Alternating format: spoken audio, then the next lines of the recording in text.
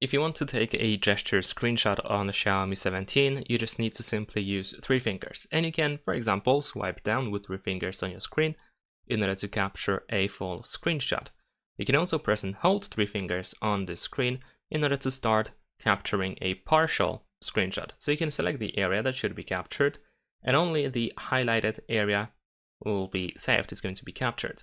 Of course, you can still adjust the cropped area, you can adjust its size, or you can start over, you can also start editing in case you need to.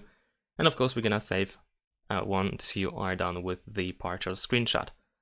Now keep in mind that these gestures can be deactivated, so if they don't work for you, you want to open settings, scroll down to additional settings over here, and then once we go to additional settings, you want to proceed to gesture shortcuts. In here we have take a screenshot, where we can find slide 3 fingers down. Of course, you want to make sure that it is enabled. And here below we have a partial screenshot where we have press and hold with 3 fingers. And that, of course, we want to make sure that it is enabled if you want to use it. And that is pretty much it. Leave a like and subscribe.